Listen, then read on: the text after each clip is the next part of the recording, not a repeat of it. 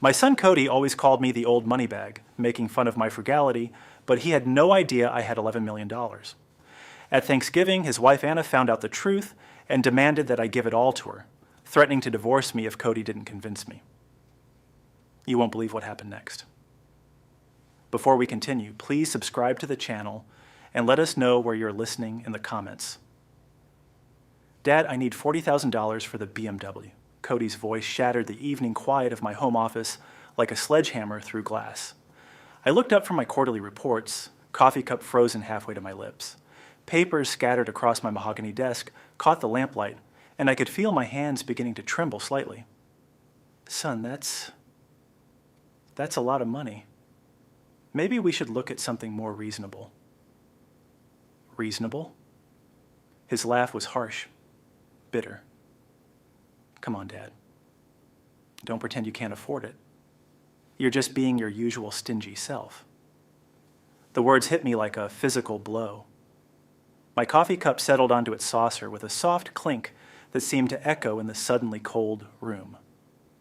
The grandfather clock in the corner continued its steady ticking, marking time that felt suspended. Cody, I've always provided for you, but $40,000, you're just an old money bag who won't share. The words exploded from him with such venom that I actually flinched. Anna was right about you. You sit here counting your pennies while your own son has to drive around in a piece of junk. The accusation hung in the air between us like smoke. I stared at my son. This man I'd raised, sacrificed for, built my entire life around, and saw a stranger. His face was twisted with entitlement and rage, his designer jeans and expensive watch mocking his claims of poverty. Anna was right, I managed to whisper. Yes, she was. She said you'd never help us build a real life because you're too selfish to let go of your precious money. He slammed his fist on my desk, making the picture frames jump. Well, congratulations, Dad. You've proven her point. The door slammed with such force that the family portrait on the wall rattled against its frame. Through the window, I watched his headlights sweep across the driveway as he gunned his engine, gravel spraying behind his tires like angry tears. I sat in the sudden silence, the sound of his car fading into the Montana night. The familiar weight of my office, the business awards on the walls, the family photos, the evidence of 30 years of building something from nothing, felt foreign now. Everything I'd worked for, everything I'd sacrificed, reduced to 3 words: old money bag. My eyes found the family photo on my desk, the one where Sarah held baby Cody while I stood behind them, young and proud and full of hope. The glass was cracked now from where it had hit the desk when Cody slammed his fist down. Something had to change. I picked up the damaged photo, my finger tracing the crack that now ran right through Sarah's smiling face. The fracture seemed symbolic somehow. Everything beautiful in my life, broken by careless anger. I remembered when Sarah died. It was 1998. Cody was 8, still small enough to crawl into my lap when nightmares woke him. The cancer took her quickly, 6 months from diagnosis to funeral. And suddenly I was alone with a grieving boy and medical bills that threatened to crush my fledgling construction company. Those early mornings came flooding back with painful clarity. 5 a.m. making Cody breakfast before racing to the job site. 16-hour days became routine. I'd come home exhausted, pain under my fingernails, concrete dust in my hair, to find Cody doing homework at the kitchen table. He'd look up with Sarah's eyes and ask why I missed his school play again. "I'm sorry, buddy," I'd say, pulling him close. "Daddy's got to work extra hard right now." At Sarah's funeral, I'd knelt beside her casket and whispered a promise. I'll give him everything we couldn't. College came with a price tag of $200,000. Private school, the best education money could buy. While other parents complained about tuition costs, I wrote the checks without question. Spring break trips to Europe, summers in California, a luxury apartment his senior year. Whatever Cody wanted, I provided. At graduation, I watched him walk across that stage with pride swelling in my chest. He barely acknowledged me in the crowd, too busy celebrating with friends whose parents hadn't sacrificed quite as much.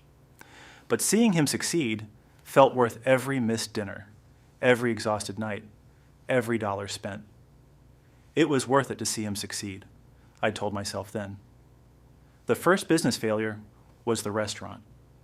Cody had been so excited, so confident. This is my chance, Dad. I've got it all figured out.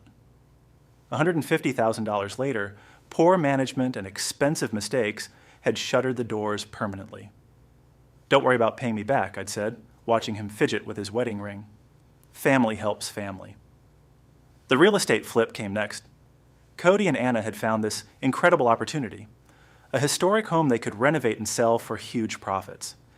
$80,000 in overruns and structural problems later, they sold it at a loss. I covered the difference without complaint. The tech startup was the most recent disaster. Some app idea that never made it past the planning stages. $120,000 vanished into market research and development costs that produced nothing but a fancy business plan. Each time, Cody promised it would be different. Each time I believed him because I wanted to. Each time, I rescued him from the consequences of his choices. I set the photo back on my desk, the crack still visible across Sarah's face. The pattern was so clear now, so obvious.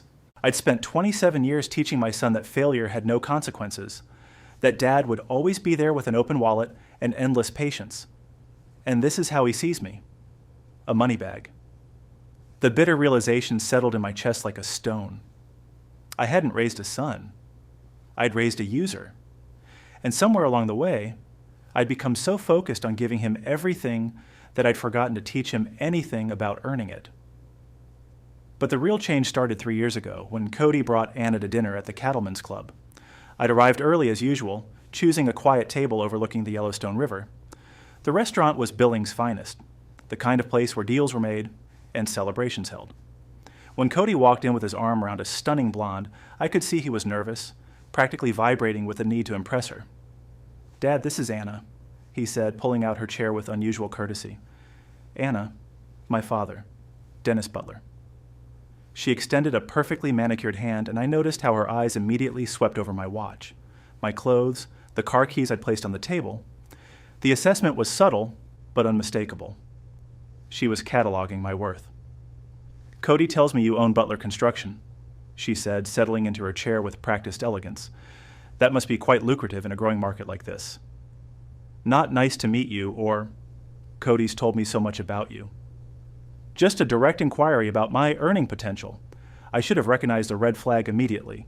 She ordered the most expensive items on the menu without glancing at the prices: the dry-aged ribeye, the vintage wine, the elaborate dessert. When the check came, she didn't even pretend to reach for her purse.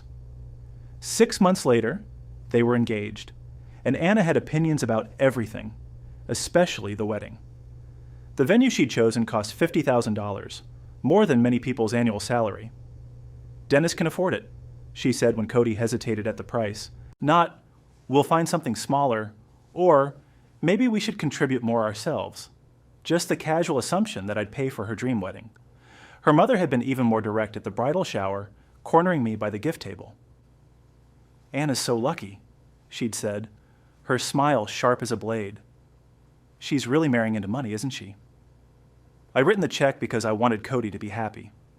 At the reception, during the father-son dance, Anna had asked about my investment portfolio while we swayed to the music. Her thank you speech mentioned my generous support with all the warmth of a business transaction. Later that night, I'd caught her photographing the inside of my wallet when I'd left it at the head table. She'd claimed she was just admiring the family photos, but I'd seen her angling the camera toward my credit cards. The changes in Cody started immediately after the honeymoon. Suddenly, he needed a better apartment because Anna thinks we deserve nicer things. His visits became less frequent, and when he did come by, it was usually with his hand out and Anna's words in his mouth. "Anna thinks you're being old-fashioned with money," he'd say, parroting her phrases with uncomfortable precision. "She says successful people invest in their families." I'd watch my son disappear bit by bit, replaced by someone who saw me as an ATM with inconvenient emotions attached. Their social media showed designer bags and expensive vacations while they claimed to struggle financially. Anna's shopping addiction was becoming obvious. $3,000 a month on clothes and accessories while my son asked me for grocery money. Sitting in my office now, I realized Anna had been poisoning Cody against me for years, turning my generosity into weakness and my love into something to be exploited. I should have seen it coming. At 2:17 a.m., I was still pacing my bedroom, unable to chase away the images of Cody's twisted face and Anna's calculating eyes. The digital clock's red numbers seemed to mock me, marking time I'd never get back, chances I'd never have again. I caught my reflection in the dark window, a 62-year-old man in pajamas, looking defeated and old. The house creaked around me, settling into the Montana night, and I found myself staring at the wedding photo of Sarah and me on the nightstand. "You tried to warn me," I whispered to her image. "You said not to spoil him." 2 weeks before she died, Sarah had gripped my hand with surprising strength. "Promise me you won't make him weak," she'd said. "Love him, but don't make him think the world owes him everything." I'd promised, but I'd broken that promise every day since her funeral. Every check I'd written, every consequence I'd eliminated, every problem I'd solved for him. I'd been making him weak. The transformation began in that moment, somewhere between the grandfather clock chiming 3 and the first hint of dawn touching the mountains. I wasn't just a hurt father anymore. I was a businessman who'd survived corporate betrayals, economic downturns, and cutthroat competition. I built an empire from nothing, and I could handle one entitled son and his manipulative wife. I walked back to my office and turned on the desk lamp. The familiar weight of my business awards, the photographs of construction projects I completed, the evidence of my strategic mind, it all felt different now, more purposeful. Time to stop being the nice dad. I opened my laptop and began accessing financial records I'd kept meticulously over the years. Every guarantee I'd signed for Cody and Anna, every credit line I'd backed, every insurance policy listing me as beneficiary, it was all there in black and white. What I found made my blood run cold. They weren't just living beyond their means. They were drowning. Credit card debt approaching $60,000. Car loans for vehicles worth less than they owed. Personal loans from 3 different banks. And Anna's shopping addiction was worse than I'd thought. Nearly $4,000 monthly on designer purchases while they claimed poverty. But the real shock was Cody's gambling. Casino records showed regular losses at the tribal casino outside town. $20, $30, sometimes $50,000 in a single night. My son wasn't just entitled, he was addicted. "They're deeper in debt than I thought," I muttered, printing out page after page of financial records. At 6 a.m., I called my friend Jake Morrison, who owned the security company I'd used for job sites. "Jake, I need a favor. Can you install some discrete cameras in my home office and living room?" "Sure thing, Dennis. When do you need them?" "Today." Next, I contacted Marcus Webb, the private investigator I'd used during a messy contract dispute years ago. His voice was professionally neutral when he answered, even at the early hour. "Marcus, I need you to look into some people for me, my son and daughter-in-law. I think they're planning something, and I need to know what." "Family matters are delicate, Dennis. Are you sure you want to go down this road?" I looked at the financial records spread across my desk, thinking of Cody's cruel words and Anna's calculated manipulation. "I'm sure." The final step was the hardest.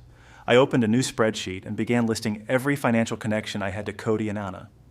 Credit lines, insurance policies, business guarantees, emergency funds, everything that tied my financial stability to their irresponsible choices. One by one, I could withdraw my support. Cancel the guarantees. Remove them from insurance policies. Close the emergency credit accounts. It would take time and careful planning, but I could systematically extract myself from their financial web. They wanted to see me as just money? Fine. Let's see how they handled no money. I reached for the phone to call Marcus back, ready to schedule our meeting for later that morning. The investigation would begin today, and by the time I was finished, I'd know every secret, every lie, every vulnerability they had. The old Dennis Butler, the one who'd sacrificed everything for an ungrateful son, was gone.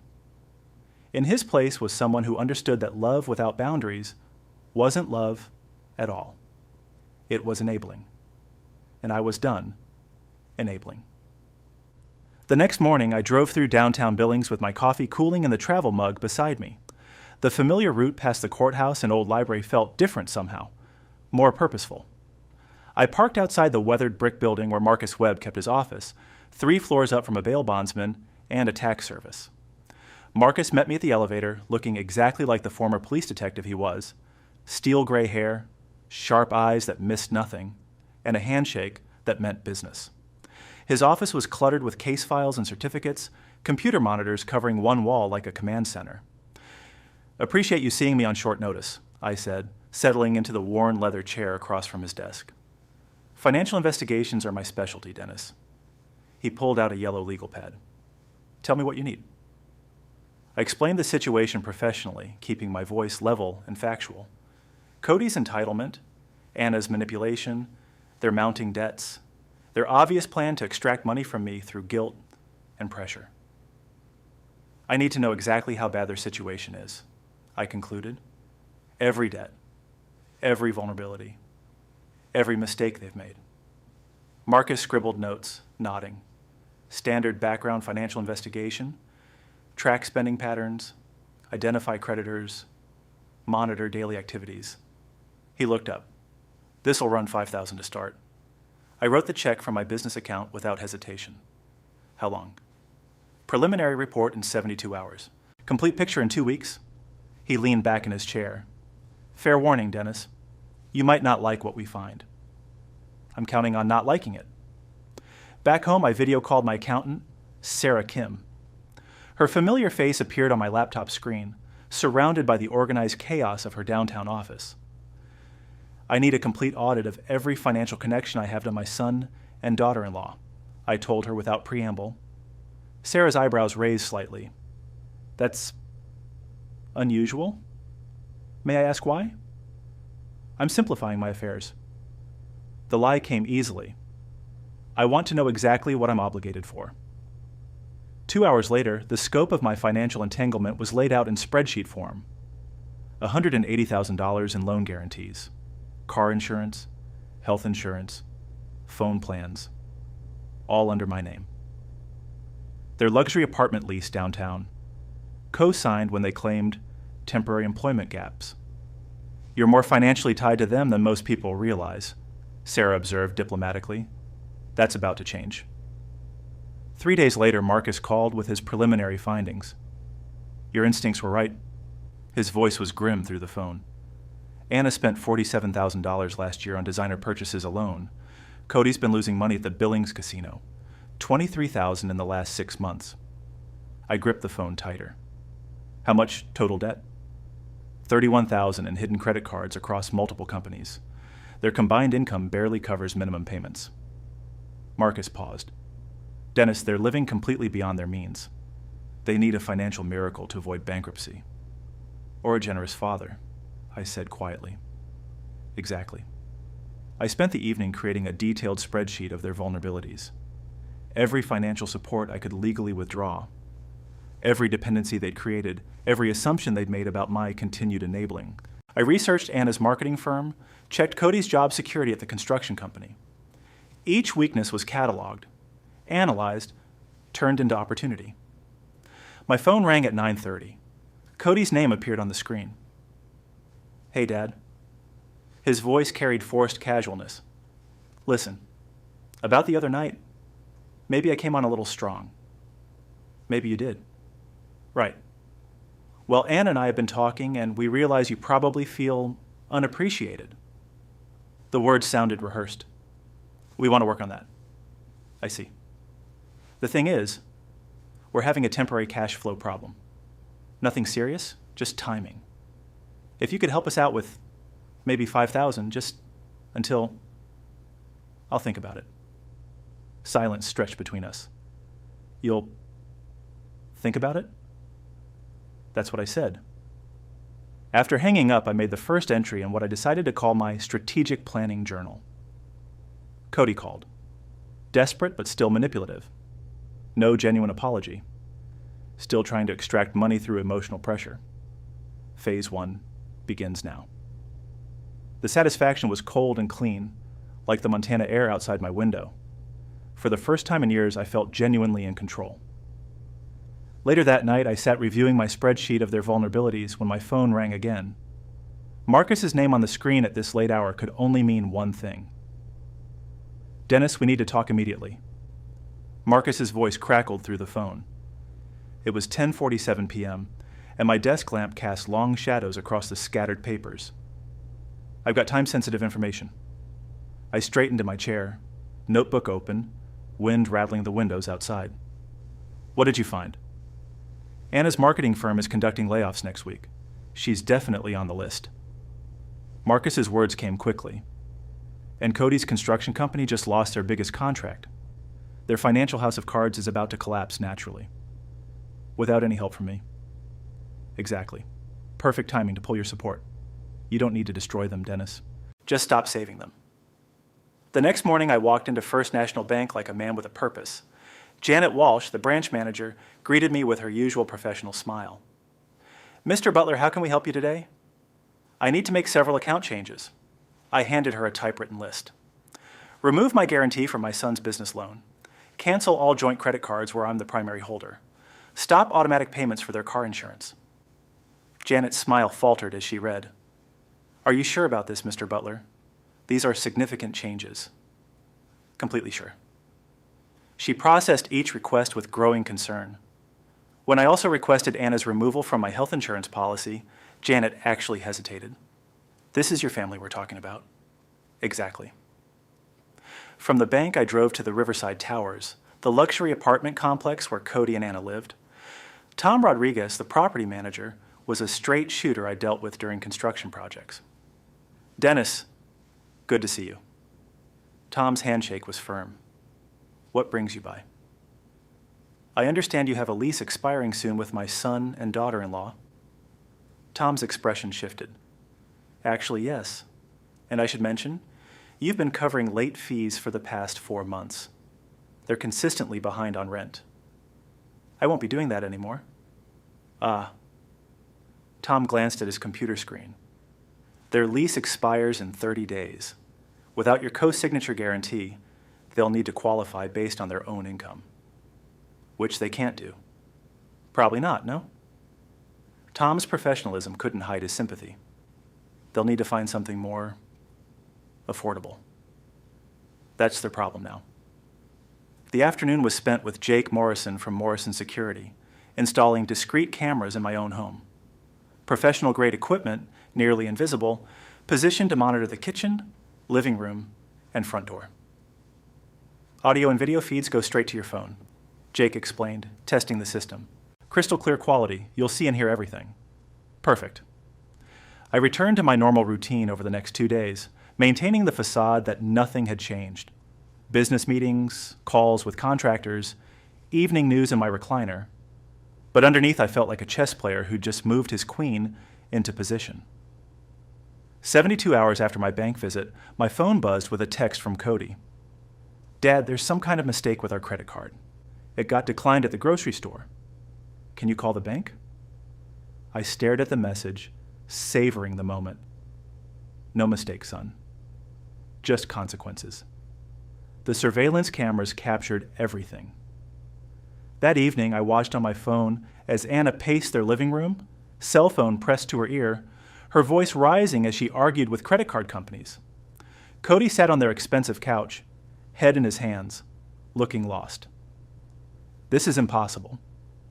Anna's voice came through crystal clear. The card was fine yesterday.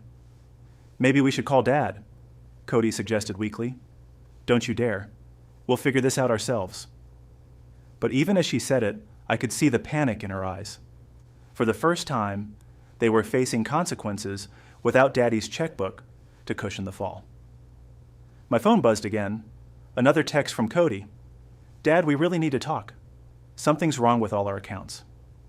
I smiled and turned off the phone. Let them sweat. 3 weeks until Thanksgiving, when they'd sit at my table and finally understand the new rules of engagement.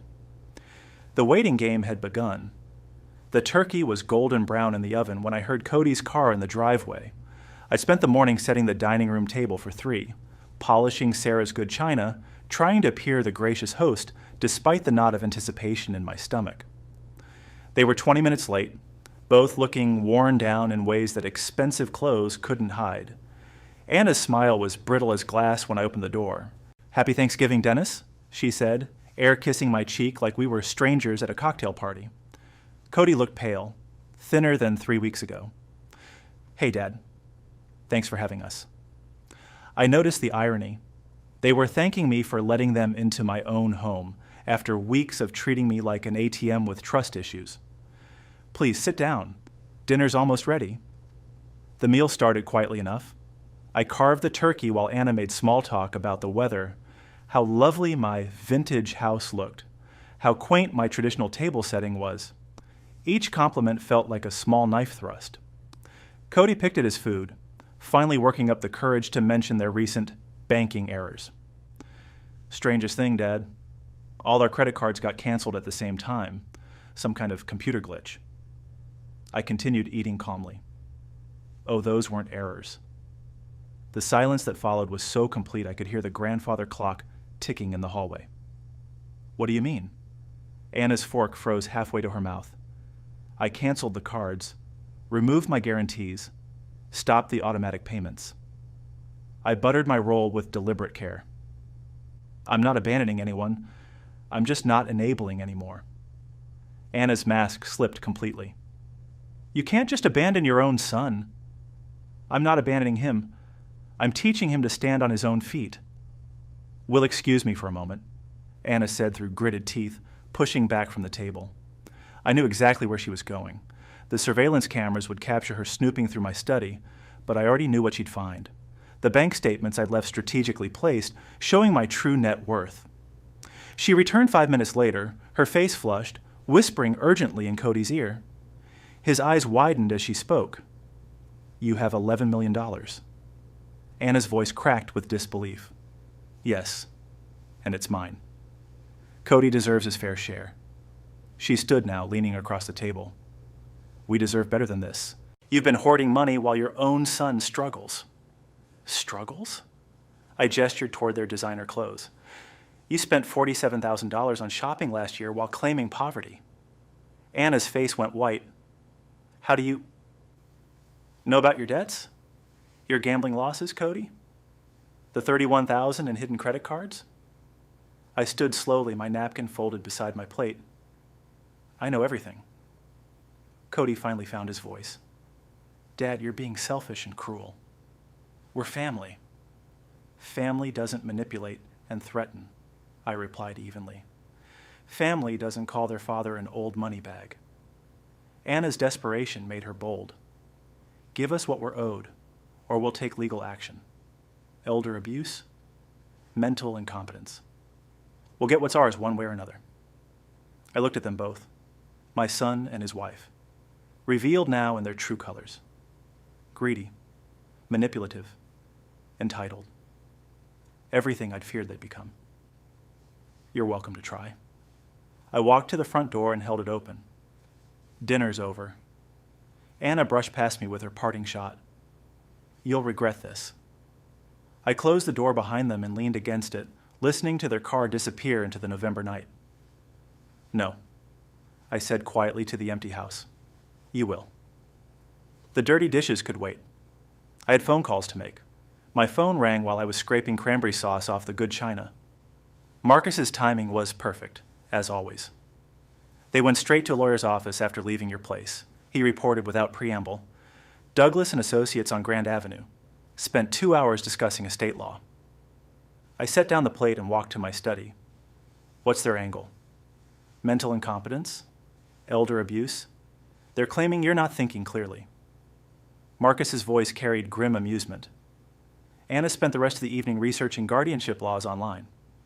Desperate people make poor decisions. Exactly. And they're about to make several more. The next morning, I called my attorney, Patricia Chen. Her voice was crisp and professional when I explained the situation. Document everything, she advised immediately. Every interaction, every threat, every attempt at manipulation. Stay completely within legal bounds. I want to make a new will. Smart. We'll schedule comprehensive estate planning. Any recent gifts to your son can be questioned later, so I'd recommend stopping all financial support immediately. Already done. Good. Dennis, they're going to get nasty. Are you prepared for that? I'm counting on it. Anna's next move was predictably desperate.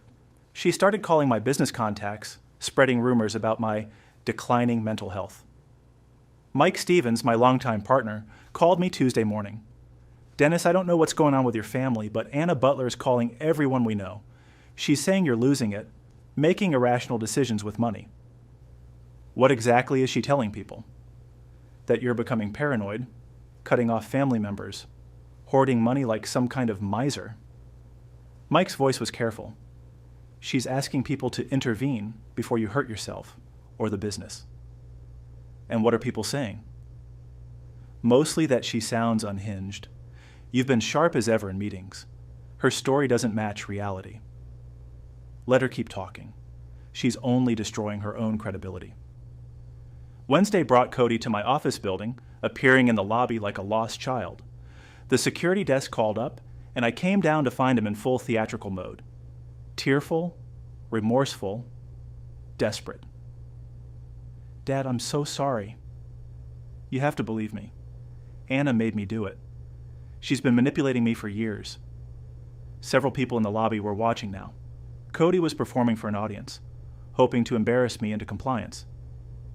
If that's true, then leave her. What? Prove you're sincere. Divorce her today. Walk away from her manipulation. Cody's mask slipped. I can't just abandon her, Dad. That's not who I am. Then you've made your choice. I turned and walked back to the elevator, leaving him standing in the lobby with his crocodile tears and empty promises. The documentation process became my evening routine. Every threatening voicemail from Anna, every manipulative text from Cody, every lie they told about me to mutual acquaintances, it all went into my files. I was building a legal case for harassment charges if they pushed too far.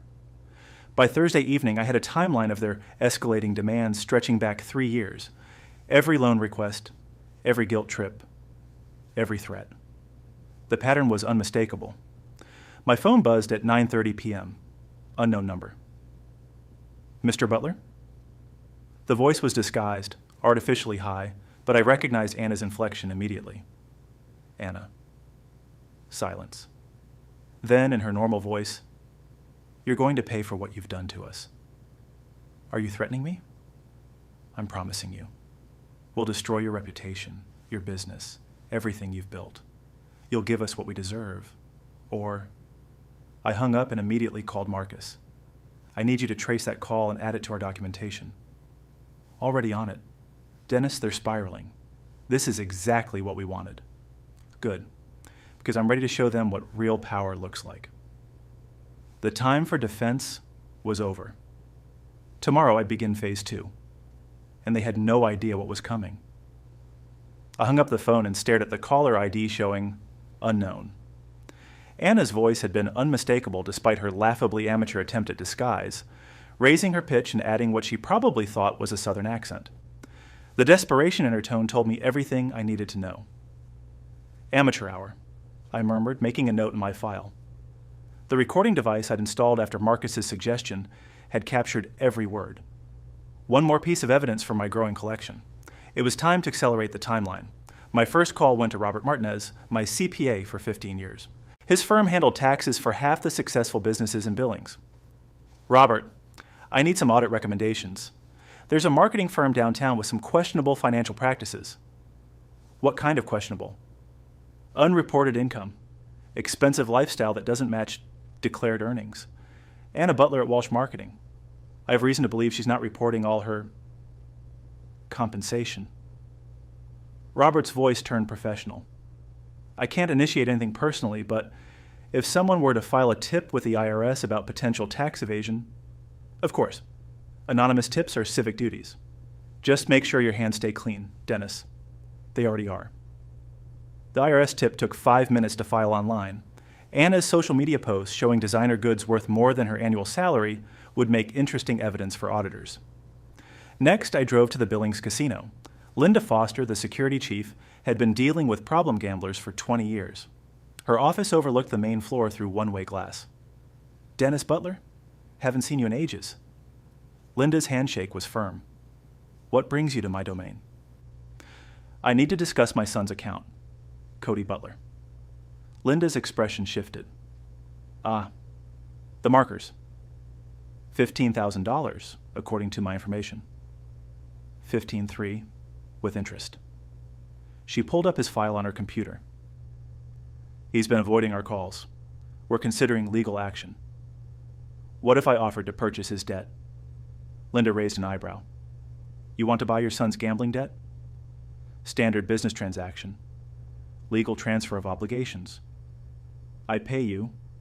I become his creditor instead of the casino.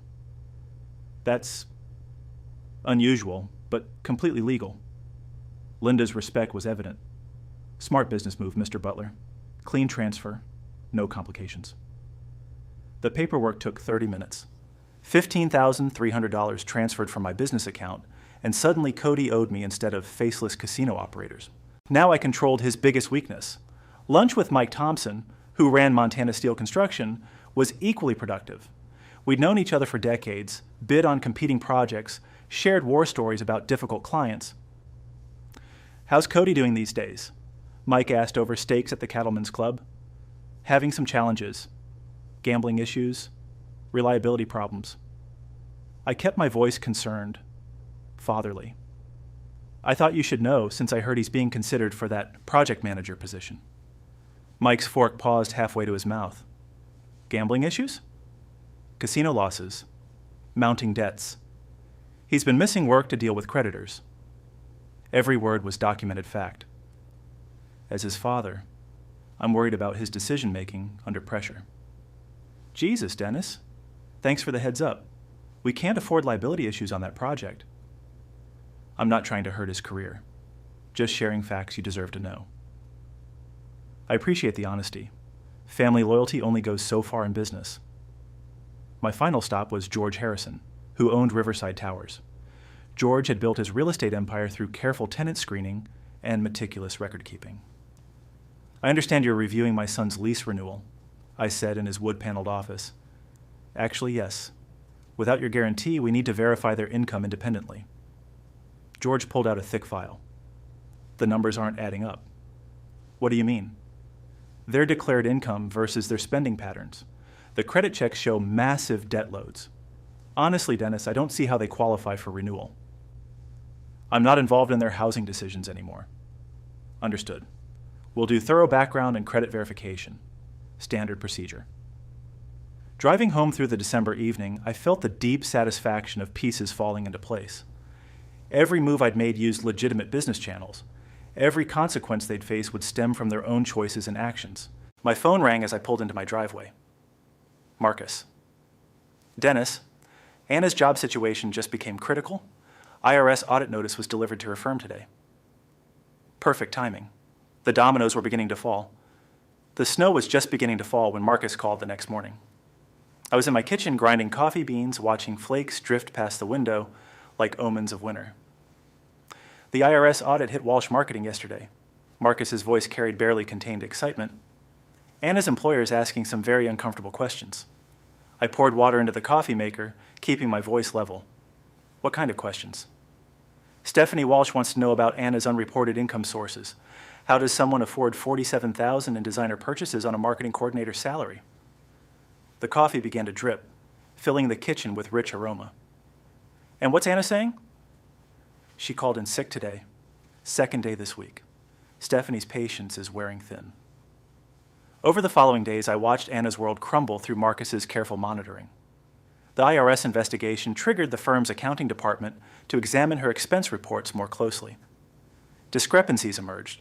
Personal purchases charged to company cards, inflated mileage claims, mysterious client entertainment expenses with no supporting documentation. She's panicking, Marcus reported during our Tuesday check-in, taking sick days to deal with investigators, but that's only making her look more guilty. The credit card cascade began that same week. Anna discovered her shopping spree at Nordstrom's ended in humiliation when every card was declined. The surveillance footage Marcus obtained through his security contacts showed her meltdown in vivid detail, arguing with a sales associate, demanding to speak with managers, finally storming out with her face flushed with shame. Emily Chen was very professional, Marcus noted with amusement. Emily managed the designer boutique where Anna had been a regular customer. She just politely declined the cards and suggested Anna contact her financial institution. No drama on the store's part. Anna's desperate attempt to use Cody's credit card failed just as spectacularly. That card had been linked to my guarantee systems too. The security footage showed her frantically searching through her purse for alternate payment methods, while other customers watched with varying degrees of sympathy and amusement. Friday brought the employment termination I'd been expecting.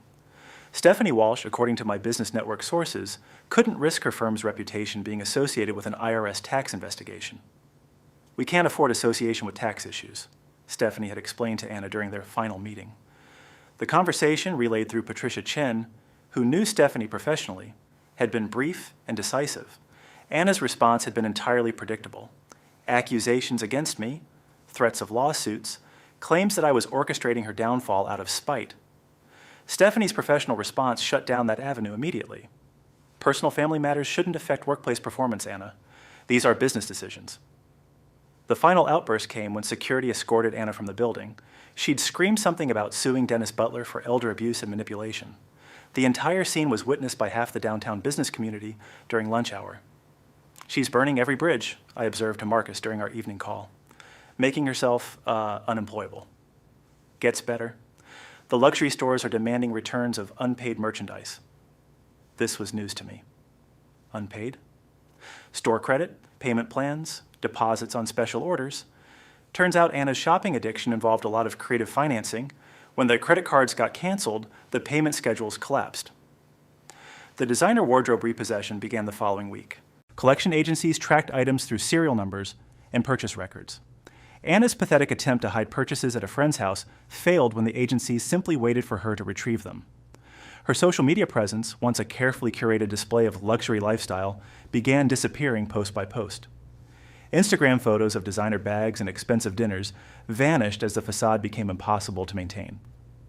I found myself checking her accounts with clinical interest, watching the real Anna emerge from behind the designer masks and filters. The most satisfying moment came when Anna attempted to contact my business associates directly, spinning news stories about family emergencies and misunderstandings. The professional community's response was polite, but firmly dismissive. Word traveled fast in Billings business circles, and Anna's reputation preceded her calls. Dennis, Anna Butler tried to schedule a meeting with me. Robert Martinez called to inform me. Said something about resolving misunderstandings and family financial emergencies. I told her my schedule was full through next year. Similar calls came from other colleagues. Anna's isolation became complete and entirely self-inflicted. By December's end, Anna Walsh Butler had no job, no credit, no professional reputation, and no social standing in the community she'd tried so hard to impress. My phone rang as I watched the evening news, another update from Marcus about Cody's employment situation. The second phase of natural consequences was about to begin. I was organizing legal documents on my desk when Marcus called with news about Cody's employment crisis. 2 weeks had passed since Anna's complete professional downfall, and winter was settling into Billings with the promise of a harsh season ahead. Cody got fired this morning, Marcus announced without preamble. I set down the contract I'd been reviewing. What was the reason? Jim Patterson cited reliability concerns and debt issues. The background check for his promotion revealed the casino markers and mounting financial obligations. Marcus paused. Your lunch conversation with Mike Thompson started some industry discussions. The construction community in Billings was tight-knit. Information about problem employees traveled through informal networks faster than official channels. Cody's gambling addiction and financial instability had become common knowledge among contractors who couldn't afford liability risks. Jim was genuinely regretful, Marcus continued. Said Cody had potential, but the company couldn't risk exposure to someone with serious debt problems. That afternoon, I had Patricia Chen deliver the formal demand for payment on Cody's $15,000 gambling debt. The certified mail included interest calculations and legal fees with a 30-day payment deadline that everyone knew was impossible to meet. Cody's panicked voicemail came within hours. Dad, what the hell is this? You bought my casino debt? We need to talk. This is my life you're destroying. I saved the message without responding. His life. As if his choices hadn't created every single consequence he was facing. The housing crisis escalated predictably. Riverside Towers refused lease renewal without my financial guarantee, and every apartment application Cody and Anna submitted was rejected due to their debt-to-income ratio. Property managers in Billings shared information about problem tenants, and the Butler name was becoming synonymous with financial risk. George Harrison served them a 30-day eviction notice exactly on schedule. No drama, no personal animosity, just business decisions based on facts and credit reports. I tracked their desperation through my property management contacts. Every application rejected, every backup plan collapsing under the weight of their destroyed credit. The luxury lifestyle they built on my guarantees was revealing itself as the house of cards it had always been. Anna's ultimatum to Cody came during the third week of December. My surveillance system captured their argument in my living room during an attempted visit when I wasn't home. "Your father has ruined us completely." Anna's voice was shrill with desperation. "Either you fix the situation, or I'm filing for divorce." Cody's response was weak, defeated. "Anna, he has every right to his own money. Maybe we should choose." She cut him off.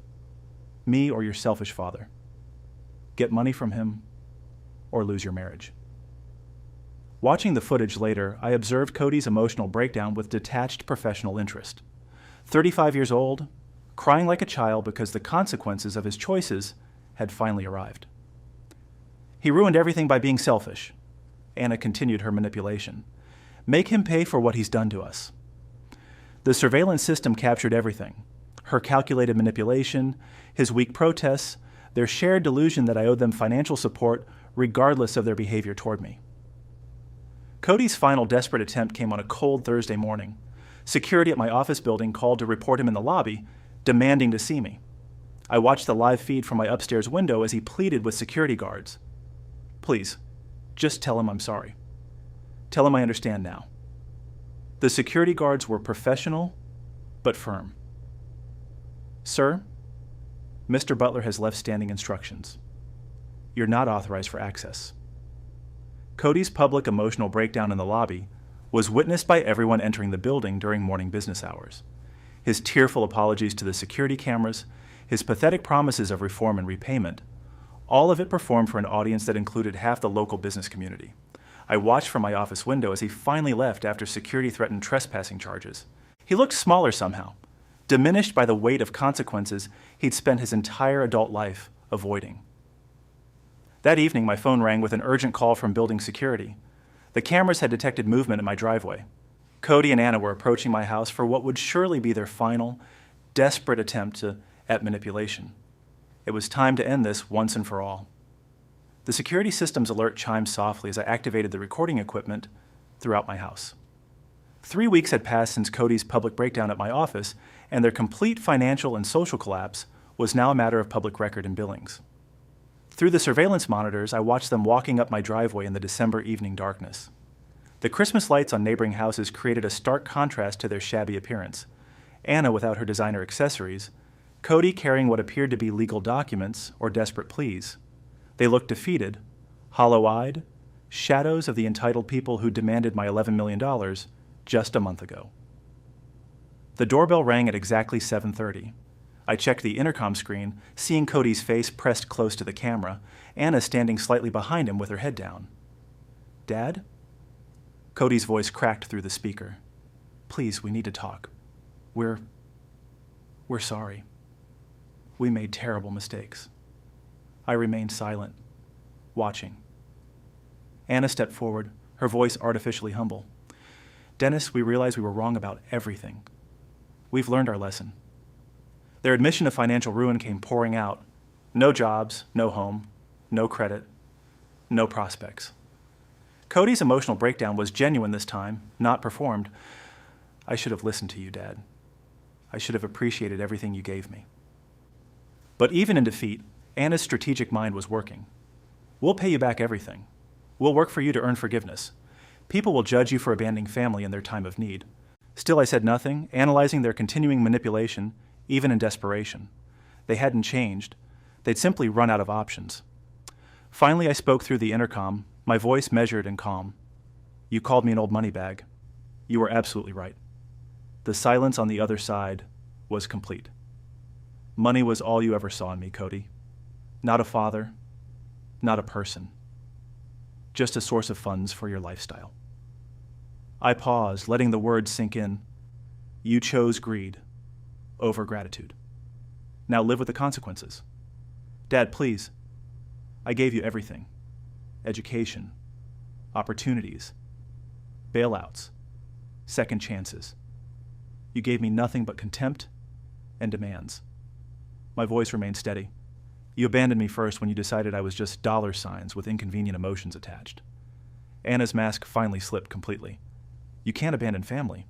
You're supposed to. This conversation is over. I clicked off the intercom and engaged the security system's lockdown mode. Through the upstairs window, I watched them stand in the cold for several minutes, their arguments beginning as reality set in. Finally, they walked away into the darkness, their voices fading as they disappeared down the street. The house settled into peaceful quiet around me. No more manipulation, no more demands, no more guilt trips disguised as family obligations. 6 months later, I deleted the surveillance files and placed the family photographs face down in a drawer. My business thrived without the constant drain of family financial emergencies. My home was peaceful without the tension of expected manipulation. The construction industry in Billings knew the full story by then. How a successful businessman had finally established boundaries with family members who saw him as an ATM rather than a person. The response had been universally supportive from people who understood that enabling destructive behavior wasn't love. Sometimes love means saying no. Sometimes protecting yourself requires cutting ties with people who refuse to respect boundaries. Sometimes the kindest thing you can do for someone is to let them face the natural consequences of their choices. I kept no photos, maintained no contact, felt no regret. Justice had been served not through revenge, but through the simple act of stopping my enabling behavior and allowing their own actions to determine their fate. The old money bag was finally free. If you like this story, please like this video, subscribe to the channel, and share your impressions of this story in the comments. To listen to the next story, click on the box on the left. Thank you for watching.